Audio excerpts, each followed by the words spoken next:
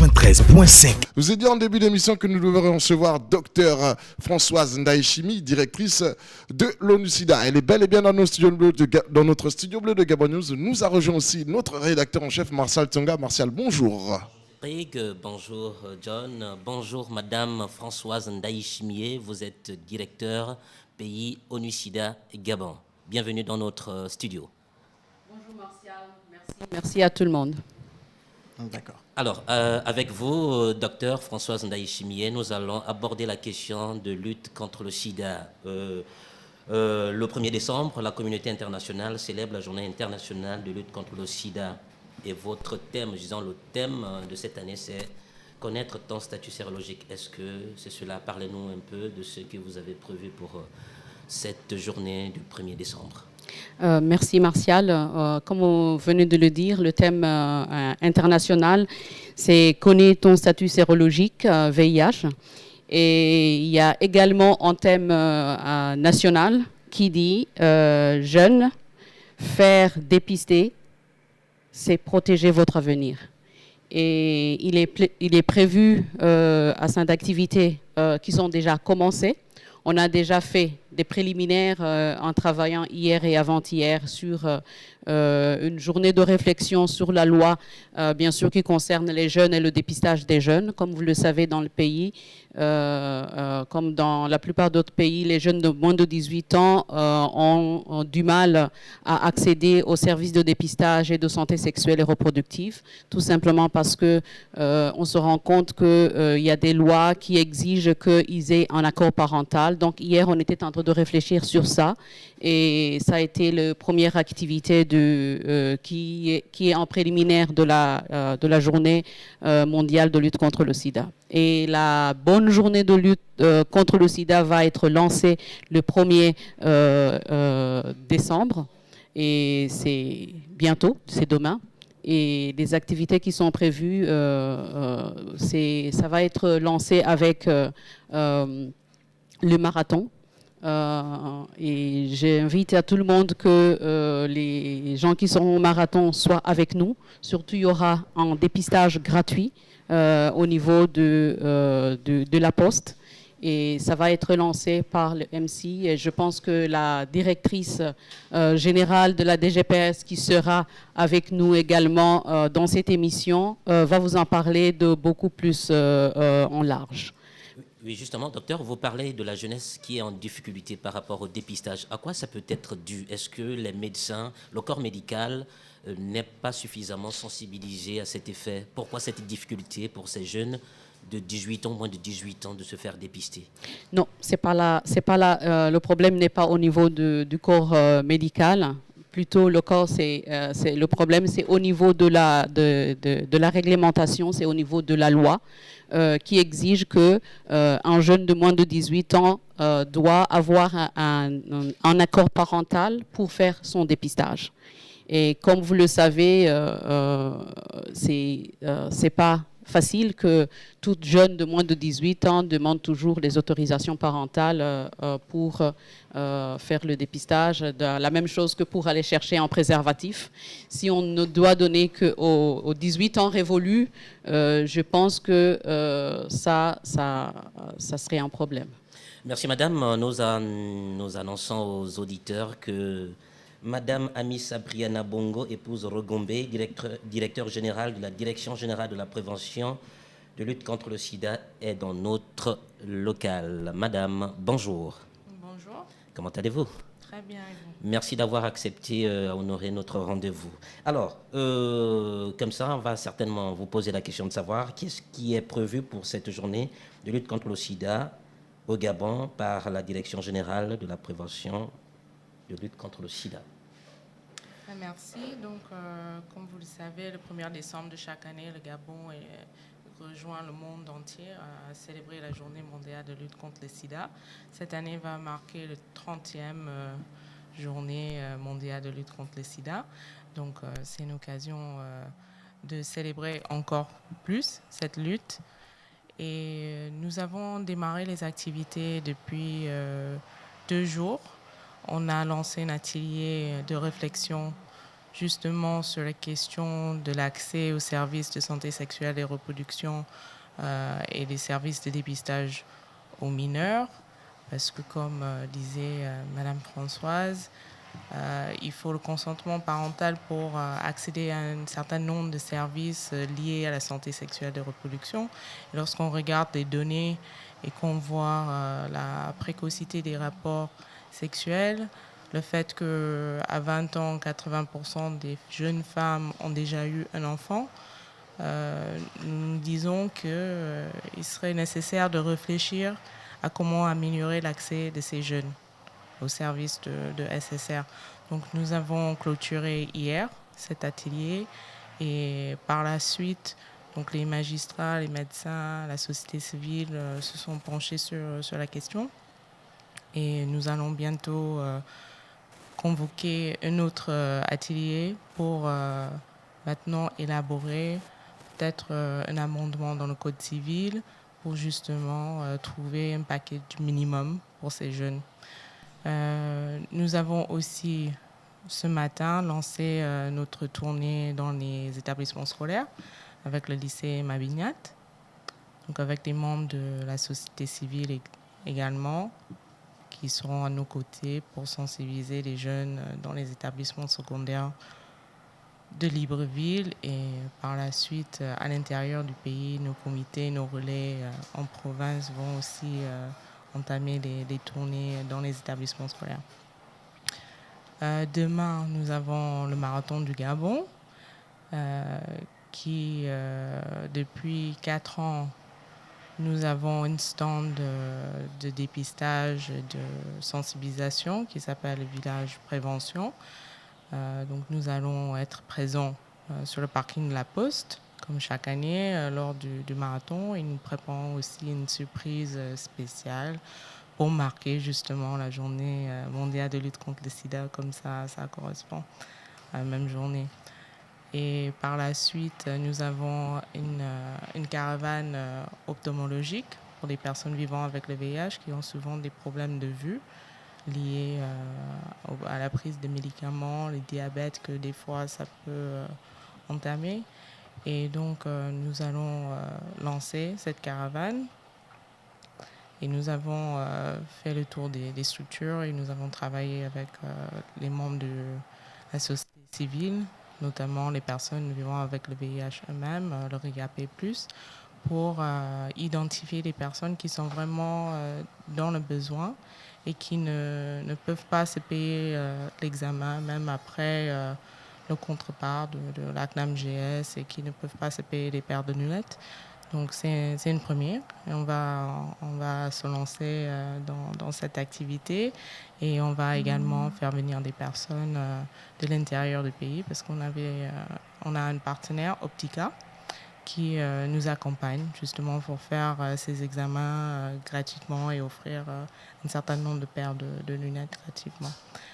Nous allons continuer aussi avec la tournée dans les établissements secondaires. Et éventuellement, nous allons inaugurer une centre de dépistage au niveau de la Direction générale de la prévention du sida.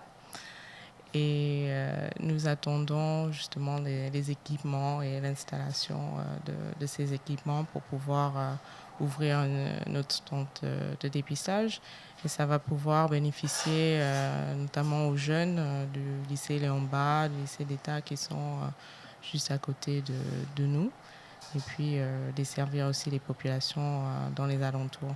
Donc c'est notre politique au niveau de la lutte contre le sida, au niveau du ministère de la Santé, de décentraliser la lutte au maximum. Donc c'est-à-dire d'avoir des points de dépistage un peu partout, d'avoir des endroits où les patients atteints du VIH peuvent se retrouver, avoir un soutien psychosocial, une prise en charge vraiment globale, optimale, et de décentraliser aussi le traitement, la prise des antirétrovirales. Donc nous avons décentralisé par exemple dans les SMI pour les femmes enceintes pour empêcher justement la transmission de la femme enceinte à son enfant. Donc voilà quelques activités. Nous avons aussi une activité avec les religieux, donc le réseau du pasteur Austin, qui va communier une messe œcuménique le dimanche 2. Donc, c'est aussi l'occasion de sensibiliser les leaders religieux sur la question du VIH et puis de les interpeller aussi sur leur responsabilité de nous accompagner l'État et les partenaires en développement pour que les personnes vivant avec le VIH qui se trouvent au sein de leurs églises continuent à prendre leur traitement ARV en même temps qu'ils ont besoin d'avoir cet appui spirituel et communautaire. J'avais une question pour Madame Ndayishimiye. Est-ce qu'on peut dire que la maladie, donc le VIH-Sida est en train de se stabiliser dans la mesure où le nombre de personnes vivant avec le virus Sida a baissé, donc il est passé de 56 000 entre 2012 et 2017 et 47 000 en 2018. Est-ce qu'on peut parler de stabilisation? Parce que ce sont les chiffres qui ont été avancés, puisque c'était lundi dernier au cours d'un séminaire organisé par l'ONU-Sida. Permettez-moi d'abord de faire une petite correction. En fait, je pense que vous avez pris ça à l'envers. En 2012, on était déjà à un nombre assez élevé des personnes vivant avec le VIH, qui est d'à peu près plus de 44 000. Et c'est en 2017, les derniers chiffres que nous avons sont de 2017, qui sont à 56 000 actuellement. Mais cela veut dire, c'est aussi qu'il y a de nouvelles infections. Par contre, c'est des nouvelles infections qui ont diminué. Les nouvelles infections annuellement, on comptait dans les années dernières environ 3300 chaque année de nouvelles infections. Mais l'année dernière, il n'y a eu que 3100 nouvelles infections. Donc, c'est les nouvelles infections qui diminuent. On pourrait dire qu'il y a stabilisation en termes de ce qu'on appelle la séroprévalence, qui est actuellement stabilisée autour de 4,1%. Cependant, il faut dire que même avec les 4,1%, il y a certaines régions, comme dans le nord, je parlerai même dans le Wallintem, où on est à plus de 7,2%. Donc là, c'est des chiffres aussi qui sont différents. Et on pourrait également parler des chiffres qui diffèrent entre les hommes et les femmes, où les femmes sont 2 à 3 fois, parfois même dans certaines catégories d'âge, 5 fois plus infectées que les hommes. Justement, docteur, comment cela peut-il s'expliquer que les femmes soient plus affectées que les hommes? Il y a plusieurs explications qui peuvent se dire. D'abord, c'est les moyens, c'est le moyen actuel par lequel, non, pas de prévention, plutôt d'infection. Par exemple, vous savez bien que la femme est beaucoup plus vulnérable par rapport au VIH que l'homme. De la part de sa constitution biologique. Et deuxièmement, il faut dire aussi que les jeunes filles, il y a une interrelation entre les jeunes filles et les hommes plus âgés. Ça aussi, ça peut expliquer le fait que on peut avoir également cette différence. Mais en plus de ça, je pense que comme on le voit dans la plupart des autres comtés du monde, on a déjà remarqué que les femmes sont plus exposées au VIH que les hommes. Je crois que DG devait ajouter quelque chose. Oui, d'ajouter, non seulement il y a cette vulnérabilité sur le plan biologique qui met des femmes plus à risque, mais aussi le multipartenariat on peut avoir le même monsieur qui peut infecter 2 ou 3 femmes par la suite. Donc, c'est ces questions sur lesquelles on se penche pour justement sensibiliser les populations et on s'attaque justement à ces questions de multipartenariat ou de relations intergénérationnelles qui mettent des femmes plus à risque. D'accord. Vous avez déclaré, Madame Ndayishimiye, à une conférence de presse que nous avons des preuves que les baisses que nous avons sont dues au moins en partie à la prévention. Sur quoi vous vous basez pour avancer ces propos? On sait qu'aujourd'hui, on a fait beaucoup d'actions en matière de prévention, et la prévention qui est aussi accompagnée toujours par la prise en charge. Là, je vais même lier la prévention à la prise en charge parce que dans ce pays, là, il y a gratuité du traitement. Et quand une personne prend bien son traitement, on sait bien que c'est aussi un moyen de prévention. Parce qu'une personne qui a une charge virale indétectable aussi diminue les cas de contamination. Mais en même temps, on sait que dans le passé, il y a eu tellement d'actions de prévention qu'à un certain moment, les gens étaient bien informés avec également l'usage du préservatif. Et ça fait que les nouveaux cas diminuent. Mais il faudrait dire aussi qu'en ce moment, la prévention est en baisse et cela est dû aux moyens qui sont alloués, je dirais, à la lutte contre le sida, où on est dans l'obligation de se focaliser beaucoup plus à la prise en charge, parce qu'une personne prise en charge, on doit faire la continuité. Peut-être le DG va nous en parler sur les budgets actuels, en termes même du niveau d'appui que le pays reçoit de l'étranger, ou alors les appuis qu'il reçoit des partenaires, mais également l'appui qu'il reçoit même de la part du gouvernement a très sensiblement diminué. Et je pense que tout ça, ça peut aller dans le sens qu'il faut voir et pouvoir accélérer. Mais sinon, je pense qu'on a déjà on a déjà un avancé, certes, qui est à célébrer aujourd'hui, même si on doit accélérer et surtout augmenter nos actions. Oui, Madame Françoise, ma question s'adresse à vous. Quelles sont les nouvelles stratégies adoptées pour mettre fin à l'épidémie de sida, surtout chez les jeunes? Aujourd'hui, chez les jeunes, je vais m'en tenir aussi à la partie nationale. Il est prévu beaucoup plus d'aller vers les écoles, comme vous venez de l'entendre. C'est commencer à l'école, dans les établissements scolaires, que ce soit à l'école primaire, secondaire et supérieure, mais surtout intégrer dans les curricula. Parce que faire des sensibilisations à compte-gouttes, ça ne rapporte pas beaucoup et ça demande beaucoup plus de moyens. Et actuellement, c'est de former les enseignants et de faire à ce que dans les curricula, dans l'enseignement, dans tous les niveaux, on puisse... cela puisse impacter les élèves. Oui, que cela puisse impacter les élèves. Sinon, les rappeler de temps en temps avec certaines sensibilisations, mais que ça soit vraiment intégré dans les formations. D'accord. Est-ce que vous vous arrêtez seulement sur les sensibilisations? Quels sont les autres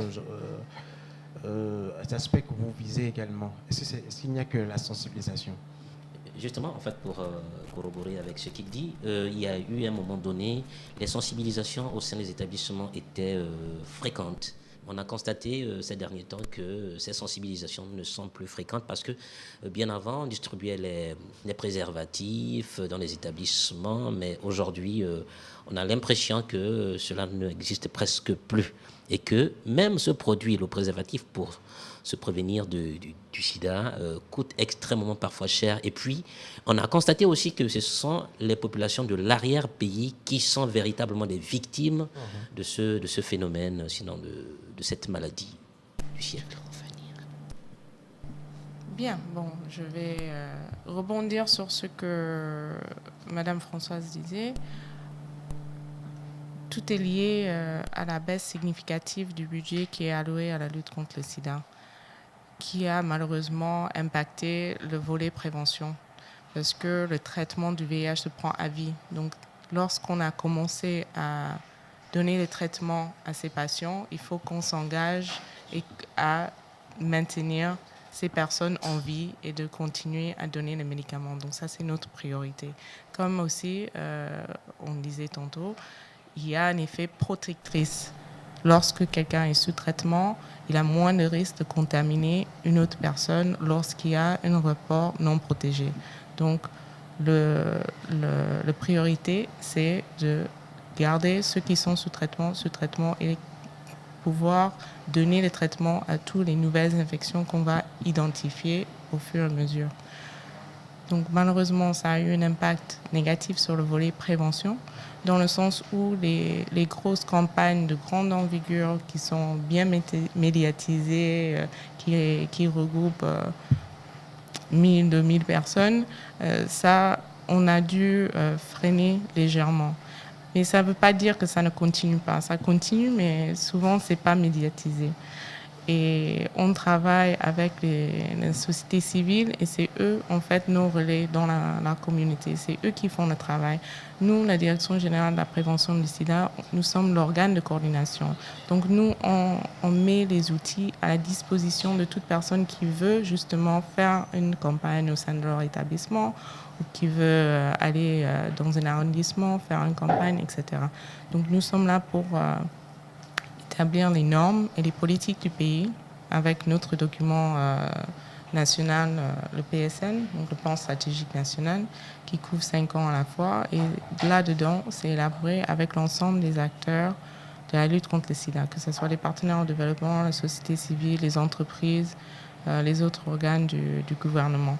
Et donc ce plan stratégique donne un peu le feuille de route à chaque entité pour pouvoir mener les actions pour la lutte contre le sida. On a la question d'un auditeur qui pose la question, y aura-t-il une caravane de dépistage dans la commune d'Akanda? C'est un auditeur qui pose la question. Un auditeur. Est-ce qu'il y aurait-il une campagne de dépistage au niveau d'Akanda? Ce qui est prévu quand je parlais de la décentralisation de la lutte, c'est de pouvoir mettre des tests de dépistage dans les différents centres de santé. Donc là, avec le PLIS, le Programme national de lutte contre les IST et le VIH-Sida, et les partenaires en développement, nous avons entamé des formations, une série de formations pour que justement les médecins-chefs des différents centres de santé qui sont logés dans les différentes villes à travers le pays puissent être formés pour non seulement le dépistage, mais aussi pour la prise en charge. Et donc, ça va se faire progressivement. Donc, l'idéal pour nous, c'est que les tests de dépistage et les services de dépistage ou de prise en charge soient disponibles tout au long de l'année. Qu'il ne s'agit pas spécifiquement d'une caravane qui va durer une semaine et après, il n'y a plus rien. Donc, nous, on préfère former les médecins et avoir le service disponible pour les populations tout au long de l'année. Mais s'il est possible, pas dans les 2 semaines qui arrivent, mais il est prévu de faire une tournée justement dans les différentes villes, donc Akanda, Libreville, Ntoum, etc. Nous abordons le dernier tournant de cette rencontre. Madame Ndaïchimié. C'était juste pour ajouter un petit point par rapport aux stratégies pour atteindre les jeunes. C'est aussi l'éducation par les pairs. Les jeunes qui doivent avoir les compétences pour pouvoir éduquer leurs pairs. Et je pense que ça, c'est quelque chose qui est également utilisé, surtout en milieu scolaire et en milieu hors scolaire. Donc l'éducation par les pairs, quand les jeunes eux-mêmes puissent éduquer les jeunes, je pense que ça, c'est quelque chose qui peut être porter beaucoup plus de fruits également. Alors, nous abordons la dernière minute de cette rencontre. Madame Amissa Brianna Bongo, certainement vous avez un message à lancer aux populations gabonaises, vu que la journée internationale de lutte contre le sida, c'est le 1er décembre, donc demain, samedi. Tout à fait. Alors, tout d'abord, je pense que je vais insister sur le côté de la célébration. Souvent, lorsqu'on parle du VIH-Sida, ça a des connotations négatives et ça réveille des peurs, des inquiétudes des uns et des autres. Mais il faut dire qu'on a eu beaucoup d'avancées quand même dans le monde et au Gabon. On a pu doubler le nombre de personnes sous traitement, le nombre d'adultes sous traitement entre 2012 et 2016. On a pu tripler le nombre d'enfants sous traitement entre 2012 et 2016. On a pu baisser la contamination, la transmission entre la mère et son enfant de 11% à 4%. Et aujourd'hui, les décès aussi ont diminué significativement. Les nouvelles infections continuent à baisser, même si ce n'est pas aussi prononcé que pendant la période de 2012 à 2016. Et donc, c'est la preuve que lorsqu'on conjugue nos efforts, nos intelligences, nos forces, on peut accomplir des choses et on peut enrayer vraiment l'impact de cette maladie dans notre pays. Mais pour ce, il faut vraiment qu'on reste vigilante, qu'on reste engagé et qu'on ait une lutte multisectorielle. C'est-à-dire que chaque personne, chaque entité, avec ses compétences, contribue. Il y a un rôle pour tout le monde, un rôle à jouer pour tout le monde. Et donc, le message, c'est vraiment de rester vigilante, de rester engagée. Et comme ça, on va arriver à une génération sans sida également. Merci, Madame Daïchimié. Et certainement, votre mot de la fin. Je dirais que, en embrayant sur ce que Madame Amissa vient de dire, le Gabon a le droit de célébrer. Il a le droit de célébrer parce que moi, quand je regarde le Gabon, je compare au monde et à la sous-région. Dans la sous-région, le Gabon est l'un des pays où le nombre des personnes, le pourcentage des personnes qui connaissent leur statut sérologique est assez élevé comparé aux autres. Dans la région du centre et de l'ouest, les autres sont à moins de 50% pour la connaissance de leur statut sérologique, alors qu'au Gabon, on est au moins à 77%. Ça, on peut le célébrer. Et pour le traitement également, les autres sont à moins tous de 50% et le Gabon est à 60%. Ça aussi, on peut le célébrer. Pour le financement, même si c'est vraiment, ça commence à diminuer beaucoup, on peut célébrer aussi que le gouvernement quand même contribue comparativement à d'autres pays de l'Afrique de l'Ouest et du centre. Mais cependant, on a beaucoup aussi d'efforts à faire pour continuer à accélérer cette lutte et espérer atteindre les objectifs 90-90-90 en sachant qu'on voudrait que chaque Gabonais, aujourd'hui, les 23% qui nous restent, qui ne connaissent pas leur statut sérologique, puissent être connus et que de tout cela, on puisse traiter tout Gabonais vivant avec le VIH. Et là, ça demande un effort non seulement de l'État, mais également des personnes vivant avec le VIH eux-mêmes, car ils doivent aller vers les centres, ils doivent aller se faire dépister. Il y a des politiques qui sont mises en place par eux, donc il faut que ces gens-là en profitent. Et je ferai un petit appel au gouvernement pour tout ce qui est du troisième 90, qui veut dire que toute personne qui est sous traitement antirétroviral puisse accéder au moins une fois par an à une charge virale. Et ça, j'interpelle pour que ça soit, parce que nous sommes aujourd'hui à un moment où on ne peut pas rapporter encore sur ce chiffre-là, parce que c'est un examen qui n'est pas encore assez accessible à tout le monde. On est encore à moins de 50%.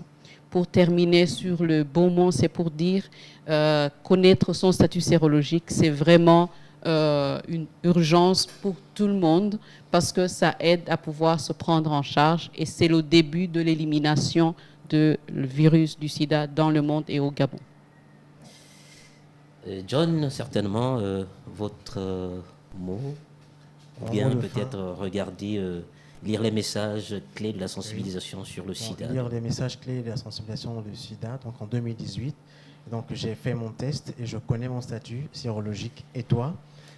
Faites-vous dépister, connaître votre statut, c'est votre droit et votre devoir. Le sida n'est plus une fatalité.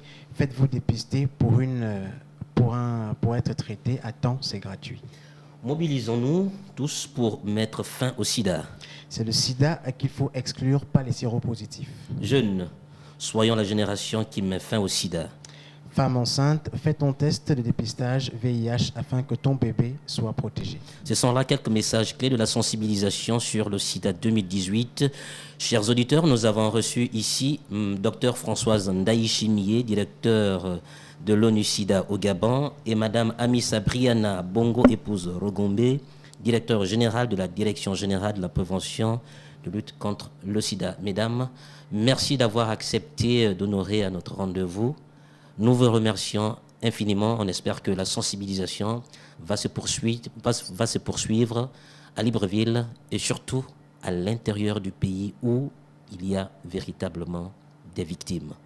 Merci à vous et merci à Big C. 93.5